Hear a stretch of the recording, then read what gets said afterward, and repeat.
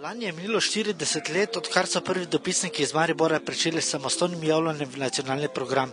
Nam lahko opišete na kratko začetke in kako boste obeležili ta jubilej? Zelo na kratko, črno-beli začetki so povezani z dvema imenoma, to je Joco Žnidaršič, snemalec in novinar Darko Marin, takrat doma v Mariboru, kasneje novinar, znan novinar, voditelj televizije Slovenija oziroma televizije Ljubljana. Leta 1968 je televizija Ljubljana takratna seveda ta dva dopisnika poslala ali namestila v Mariboru, kasneje v 80 letih smo dobili studio, poznani Tele-M, to je ves čas dopisniška vloga, ki se je upravljala za televizijo Slovenija, oziroma televizijo Ljubljana še enkrat in kasneje televizijo Slovenija. In seveda od leta 2002 samostojni program. To je v kratkem tisti razvoj.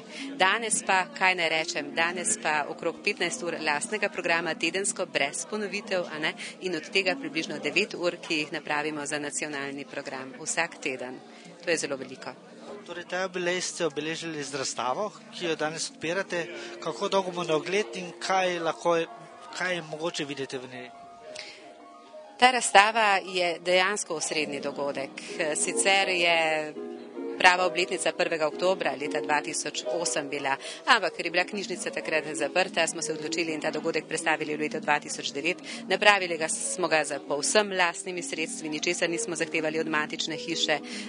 Dogodek, ki se nam zdi, da je tisti, ki bi naj Mariboru nekaj dal in vsem tistim, ki so poznali ustvarjalce televizije Maribor skozi 40 let. Ko se bodo sprehodili skozi te vitrine, bodo na fotografijah našli mnoge obraze, če se bodo ustavili in obisk gledali naš program, bodo videli seveda tudi mnoge obraze v živi sliki, televizija je pač živa slika, ampak tukaj smo lahko postavili na ogled seveda pisno gradivo, priznanja, tudi dejavnosti naših kolegov, ki so nekoliko drugačne in segajo preko tega, kar je zgolj novinarsko delo, včasih tudi znanstveno, pa seveda recimo tudi literarno delo in tako naprej. To je to, kar bo mogoče videti do 16. aprila, čas, do katerega bo razstava odprta in na ogled, in vabimo vse Mariborčane, da si jo ogledajo.